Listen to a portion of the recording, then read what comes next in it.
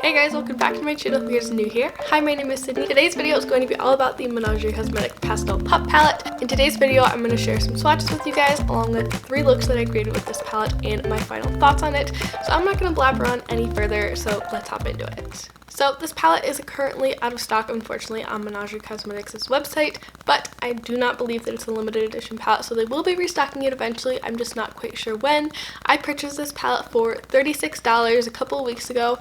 I really had zero issues with the wait time, with the shipping, any of that with Menagerie Cosmetics. As I mentioned in my first impressions video, which I will link down below, this is probably the best shipping and processing experience I've had with Menagerie so far. I think it took just around 2 weeks to get to me from when I ordered the palette, so I have zero issues with getting the palette with Menagerie Cosmetics, any of that. I did want to touch really briefly on the packaging. I think the packaging is so stinking cute, you guys. I mean, look at this little seal. I'm such an animal lover, and as I mentioned in my first impressions video, I'm not always a super huge fan of Menagerie's packaging, but this one is so cute. Usually their packaging ends up growing on me, but this one, it was like love at first sight because it's so stinking cute. As I mentioned in my first impressions video, this palette is a vertically oriented palette, so it kind of opens like a book rather than your normal palette that opens kind of like a box. It does come with a beautiful mirror inside, and the shades are written directly under the names. The pan sizes are square, and I feel like they're pretty generously sized. I feel like you get quite a bit of product in this palette, especially for the price. So really big fan of the packaging, no problems there. So now let's hop into some swatches. I want to do some finger swatches as well as some arm swatches. I think I'm going to do the finger swatches on top and the arm swatches on bottom, and to just swatch each shade, I'm just going to use my little Real Techniques.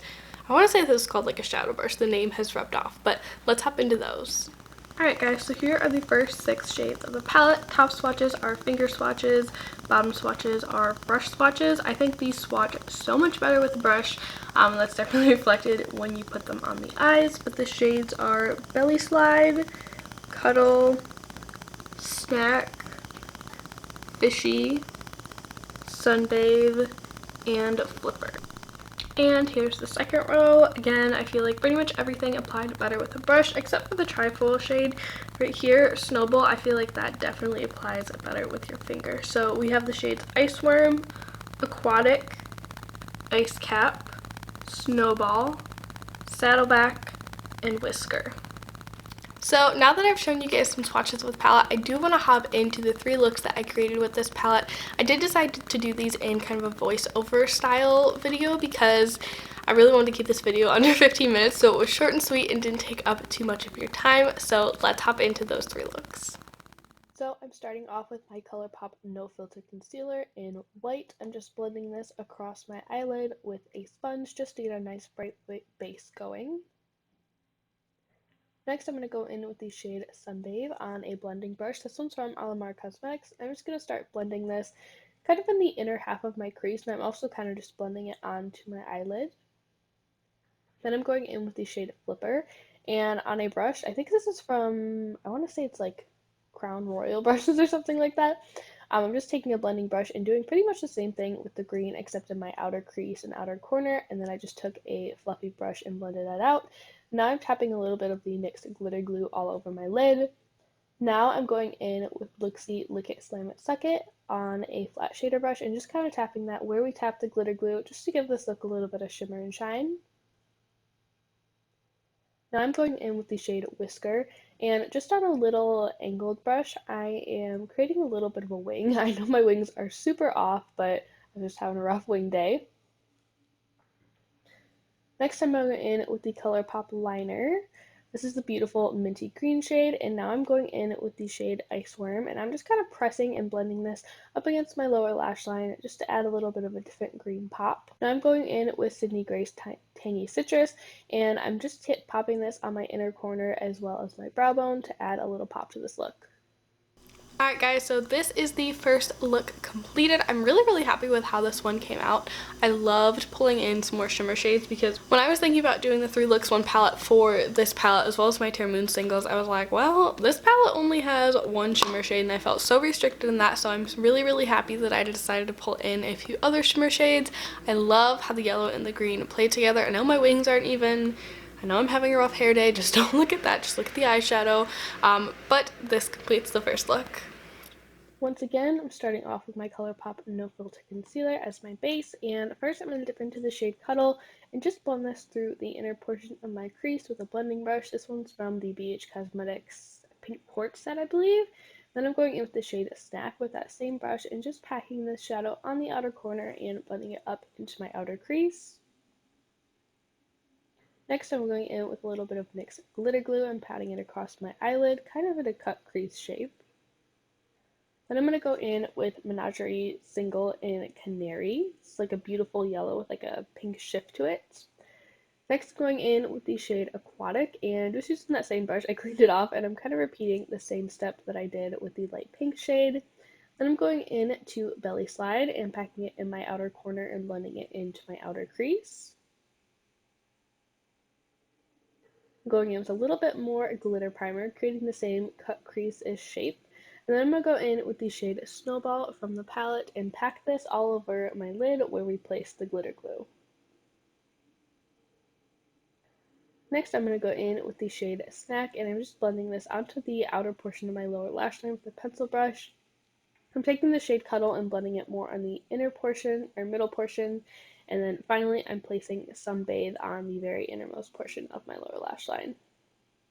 And then for my other lower lash line, I took a little bit of Belly Slide and Ice Cap, blended those on the very outer portion and the middle portion of my lower lash line, and finished up with Aquatic on the inner portion of my lower lash line. Next, I'm just taking some eyeliner from ColourPop, the beautiful light purple and the yellow shade, and just popping those in my waterline. Then I'm taking Tara Moon's Space Baby and popping it on my inner corner, and then I'm also taking Tara Moon's Red Giant and popping it on my outer corners. So unfortunately the wrap-up clip for this look and the next look, there's no audio, and I'm not really sure why, but I did want to give credit to my friend Julia. If you guys aren't following her on Instagram, definitely do. I'll leave her link down below, but she's the one who I got inspiration from for this look. But let's move on to look number 3. Alright, on to look number 3. I decided to do one eye with a white base and one eye with a skin tone base, just to see if there's a big difference once again. And I'm starting off with the shade Belly Slide, and I'm just kind of blending this in the inner portion of my crease. Next up, I'm taking the shade Ice Cap, and I'm focusing on packing this in the outer corner and blending it up into my outer crease. With this shade, I'm also kind of winging it out a little bit because I do want to do a full cut crease today, so I wanted to have some shadow kind of out there to lay a base down on. Next, I'm going in with my e.l.f. 16-Hour Camo Concealer, and I'm starting to cut my crease. I'm not a professional full cut creaser. I'm much better at half cut creases, so this one's looking a little bit rough, but I thought, you know what, let's try something new. It's not like I'm going anywhere today. And then I'm just cleaning that up with my makeup eraser right here. Next, I'm going into the shade Sunbathe, and I'm just packing this on the inner portion of my lid that we covered in concealer. Next, I'm going in with the shade Fishy and just packing that kind of in the middle portion of my lid. And then finally, I'm going in with the shade Snack, and I'm trying to pack this on my very outermost corner.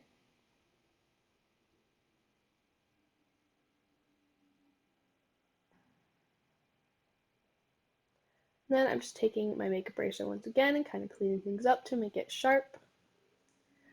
Then I decided that I wanted to clean up the upper edge a little bit, so I took a little bit of my NYX glitter glue and my ColourPop pigment in the Maiden, and I'm just kind of tracing the outline of where I cut my crease with a little bit of glitter glue and then covering it in the pigment.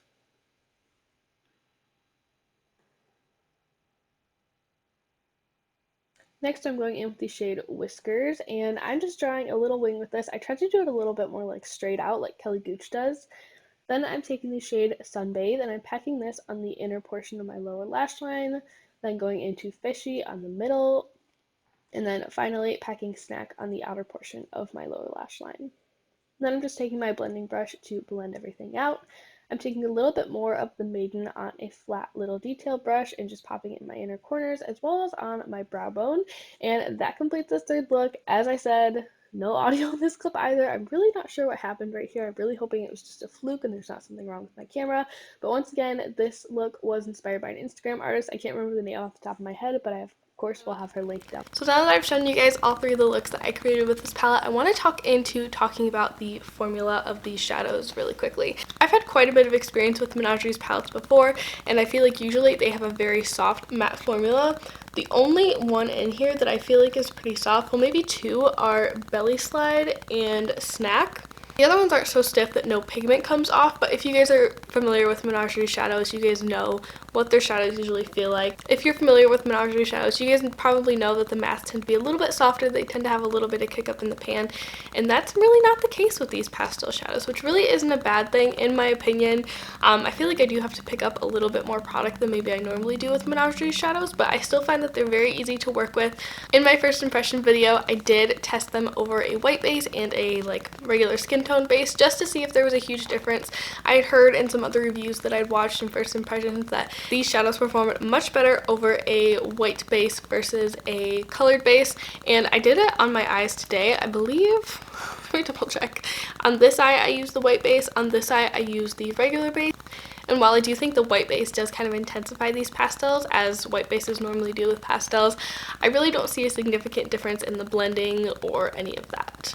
So I think a white base is a nice tool to have in conjunction with pastel shadows, but if you don't have a white base, these shadows are still certainly workable and you can create some really beautiful looks with them. So now I want to chat about the color story a little bit, you guys. And I know a lot of people have had a lot of opinions about the black and the white that were included in this palette, and honestly, you guys, I wish that they had just been removed entirely. Usually the function of a black and white in a palette is to lighten or darken shades, but if you add white to a pastel, it's just going to become more pastel, and in my opinion, a lot of these are already pretty light in tone, and I'm very fair-skinned, so I feel like if anyone was going to lighten the pastels, it might be like someone who had a skin tone like mine, and then some people's theory behind why they included the black was so you could darken the pastels, but if you add black to a pastel, it's just going to really grade out and kind of just diminish the color. So I don't really understand why those two were in there. I think the formula on them is fine. I think they're decent, like a matte gray black and a decent matte white, but I really feel like they could have been replaced. I do think that the trifoil shadow in here is really, really beautiful. It's like a shimmery iridescent blue that shifts just a little bit purple.